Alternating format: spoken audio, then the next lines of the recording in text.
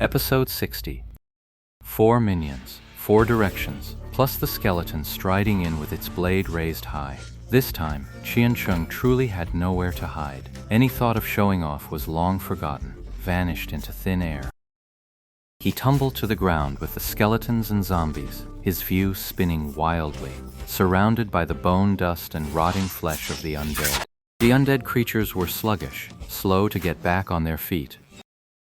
Qiancheng was the first to rise from the pile of fallen bodies. Swinging his view around, he saw Lord Grimm hadn't left this time. The battle spear in hand, he was already striding forward, closing in. Qiancheng was startled, instinctively leaping back. But the moment he landed, he was filled with regret. Why had he dodged? Wasn't I always wanting to cross swords with this guy? The slow-moving minions had finally gotten back on their feet. Even though 4 of them had landed on Thousand City, their aggro was still firmly locked on Lord Grimm. The skeleton warrior's original target was Thousand City, but after being knocked down by the 4 minions, it counted as an attack from Lord Grimm. Its aggro instantly shifted to him. The 5 minions got to their feet and charged straight at Lord Grimm. Qiancheng wanted to say, "Let's clear these minions first, then we can have a proper fight." But before the words could even leave his mouth, Lord Grimm's battle spear was already piercing into the minor monsters, and he launched into a fierce battle with all 5 of them. Lord Grimm's perspective didn't even turn towards Thousand City's location. Was this guy just here to farm mobs and not coming for him at all? I'm worth less than 5 undead mobs. Want a monster? Here's one for you. Go play with it. Lord Grimm launched it into the air and thrust forward, sending a small monster flying over to land squarely at Thousand City's feet. Qiancheng was stunned. He'd never felt anything like this before.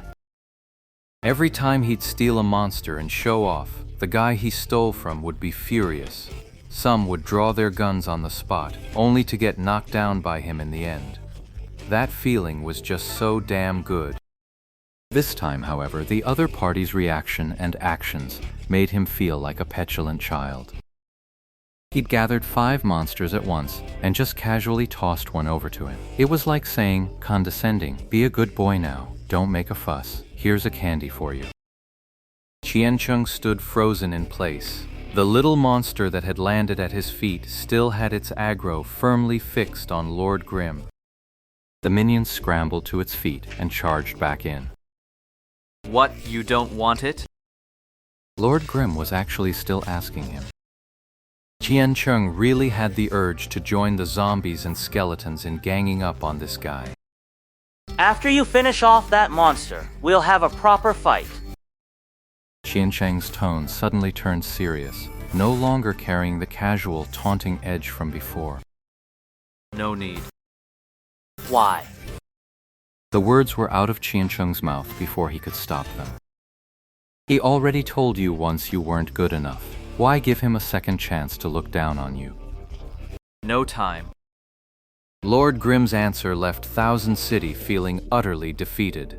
He was just a kid, a little kid pestering an adult to play, and the adult's response was always the same: "I'm busy, be good, go play by yourself." The treatment he was getting now was all too familiar. Qiancheng had no idea how to respond. He'd just wait for this guy to finish off the mobs, then force his way in. With that thought, he waited quietly on the side. But fighting 5 monsters at once, it wasn't going to be a quick job. Qiancheng considered lending a hand, but then thought that would be too presumptuous, so he just pulled a monster of his own to kill some time. Once he finished, he swung his camera view over, and there were still 5 monsters over there. Might as well pull another one. After he finished that one, he glanced over again. How are there still 5 of them? This guy's technique is good, but there's no way his monster killing skills are this sloppy. Qiancheng was puzzled, but after watching closely for a moment, he realized the 5 monsters now didn't seem to be the same 5 as before, just as he was unsure. A skeleton minion was pierced by a spear and crumbled into a pile of bones, Then, Lord Grim just led his mobs off to pull another one, keeping the count at 5. Qianqing felt like he was about to cough up blood. He'd been waiting for this guy to finish off this batch so they could duel, but Lord Grim clearly wasn't giving him a second thought. Lord Grim was just focused on leveling. This made Qianqing furious. He decided to step in and help. No, not help, but sabotage. He'd keep stealing the mobs until this guy couldn't take it anymore. So Qianqing charged forward, stabbing wildly at the 5 minions Lord Grim had gathered.